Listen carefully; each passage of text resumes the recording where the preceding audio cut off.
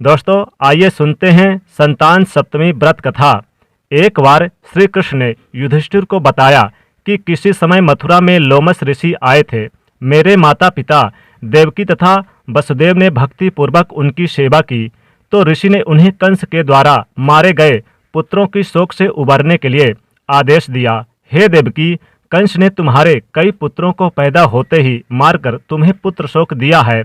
इस दुख से मुक्त होने के लिए तुम संतान सप्तमी का व्रत करो। राजा नहुष की रानी चंद्रमुखी ने भी यह व्रत किया था, तब उसके पुत्र नहीं मरे। यह व्रत तुम्हें भी पुत्र शोक से मुक्त करेगा। देवकी ने पूछा, हे देव, मुझे व्रत का पूरा विधि विधान बताने की कृपा करें ताकि मैं विधि पूर्वक व्रत संपन्न करूं। लोमस ऋषि ने उन्हें व्रत का पूजन विधान बताकर व्रत कथा सुनाई। नहुष अयोध्यापुरी के प्रतापी राजा थे। उसकी पत्नी का नाम था चंद्रमुखी। उसके राज्य में ही विष्णुदत्त नामक एक ब्राह्मण रहता था। उसकी पत्नी का नाम था रूपवती। रानी चंद्रमुखी तथा रूपवती में परस्पर घनिष्ठ प्रेम था। एक दिन वो दोनों सरयू नदी के किनारे स्नान करने गए। वहां अन्य स्त्रियां भी स्नान कर रही थी। उन स्त्रियों में वहीं पार्वती शिव जी की प्रतिमा बनाकर विधि पूर्वक उनकी पूजन किया। तब रानी चंद्रमुखी तथा रूपवती ने उन स्त्रियों से पूछा और इस पूजन का नाम और विधि भी पूछी। उन स्त्रियों में से एक ने बताया, हमने पार्वती सहित शिव जी की पूजा की है। भगवान शिव का डोरा बांधकर हमने संकल्प लिया है कि जब तक जीवित रहेंगे तब तक यह व्रत करते रहेंगे। यह मुक्ता भरण व्रत सुख संतान देने वाला है। उस व्रत के बात सुनकर उन दोनों ने सखियों ने भी जीवन पर्यंत इस व्रत को करने का संकल्प करके शिव जी के नाम का डोरा बांध दिया। किंतु घर पहुंचते ही वो संकल्प को भूल गईं। फलस्वरूप मृत्यु के पश्चात रानी बानरी तथा ब्राह्मणी मुर्गी की योनि में पैदा हुई। कालांतर में दोनों पशु योनि छोड़कर पुनः मनुष्य योनि में आए। चंद्रमुखी मथुरा के राजा पृथ्वीनाथ की रानी बनी तथा रूपवती ने फिर से एक ब्राह्मण के घर में जन्म लिया। इस जन्म में रानी का नाम ईश्वरी तथा ब्राह्मणी का नाम भूषणा था। भूषणा का विवाह राजपुरोहित अग्निमुखी के साथ हुआ। इस जन्म में भी उस दोनों में बड़ा प्रेम था, आपस में प्रेम था।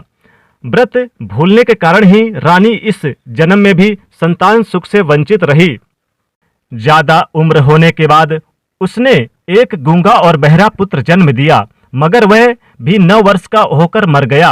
भूषणा ने व्रत याद रखा था, इसलिए उसके गर्भ से सुंदर तथा स्वस्थ 8 पुत्रों ने जन्म लिया। रानी ईश्वरी के पुत्र शोक की संवेदना के लिए एक दिन भूषणा उनके मिलने गई। उसे देखते ही रानी के मन में डाह पैदा हुई। उसने भूषणा को विदा करके उसके पुत्रों को भोजन के लिए बुलाया और भोजन में विष मिलाकर के दे दिया, परंतु भूषणा के व्रत के प्रभाव से उनका बाल भी बांका ना हुआ। इससे रानी को और भी अधिक क्रोध आया। उसने अपने नौकरों को आज्ञा दी कि भूषणा के पुत्रों को पूजा के बहाने यमुना के किनारे ले जाकर गहरे जल में ढकेल दिया जाए। किंतु भगवान शिव और माता पार्वती की कृपा से इस बार भी भूषणा के बालक व्रत के प्रभाव से बच गए। परिणाम स्वरूप रानी ने जल्लादों को बुलाकर आज्ञा दी कि ब्राह्मण बालकों को वध स्थल पर ले जाकर मार डालो।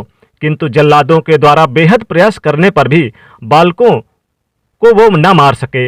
यह समाचार सुनकर रानी को आश्चर्य हुआ। उसने भूषणा को बुलाया और सारी बात बताई और फिर क्षमा याचना करके उसने पूछा कि किस कारण से तुम्हारे बालक नहीं मर पाए। भूषणा देवी बोली, क्या आपको पूर्व जन्म की बात स्मरण नहीं है? रानी ने आश्चर्य से कहा, नहीं, मुझे तो कुछ भी याद नहीं है। तब उसने कहा, सुनो, पूर्व जन्म में तुम राजा नहुष की रानी थी और मैं तुम्हारी सखी। हम दोनों ने एक बार शिव का डोरा बांधकर संकल्प किया था कि जीवन पर्यंत संतान सप्तमी का व्रत किया करेंगे, किंतु दुर्भाग्यवश हम भूल गए और व्रत की अवहेलना होने के कारण विभिन्न योनियों में जन्म लेते हुए अब फिर मनुष्य जन्म को प्राप्त हुए।